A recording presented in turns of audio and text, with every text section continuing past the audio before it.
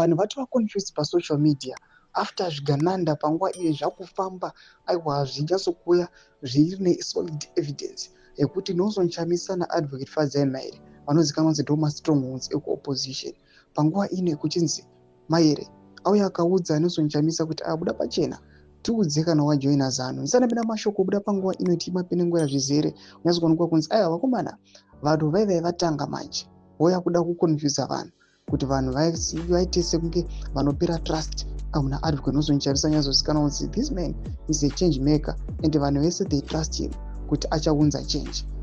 Sarapinda mashoko mudanyuka panguva ino ripo subscribe like otopa bell icon mukungunugwa noposa post yamuri kuona yakanzi ndakambokudzai kuti Chamisa ndiwe ZANU-PF saka manje muchaita sei. Akaposta picture repost yaMaire yakanzi just say ndakuita zvezano wogumira ipapo usapedza bhaibheri muvadhiri ako. Daniel Joseph and Paul havanei nekushaya principle kwawasarudza. Turning to ZANU-PF is not the same as turning to God.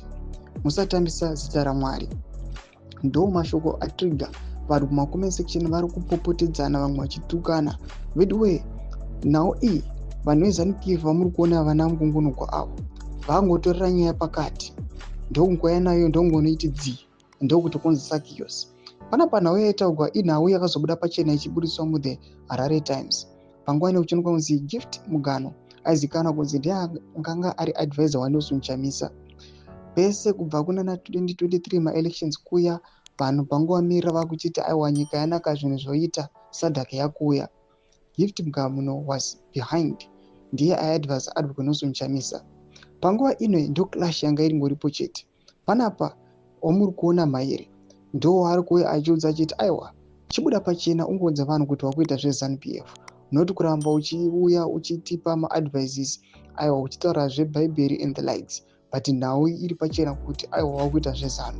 Ndo mashoko aripo ndo nhau yaita zvona yazobudiswa muThe Harare Times ichiexpose uchinzi aiwa mukomana Gift Mugano is deflected to ZANU-PF.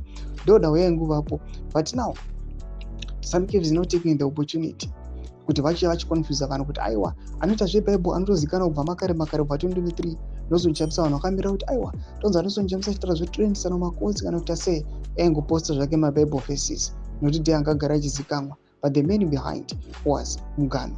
Ndo madevelopments aripo mhuri yeZimbabwe panguva ino aiwa musauya panguva ino muchivhiringidzwa nezvigananda. Pera comment section medu dzafungiro aimot kudi pamusoro pechitiko ichi. So subscribe or like noturn on the bell icon.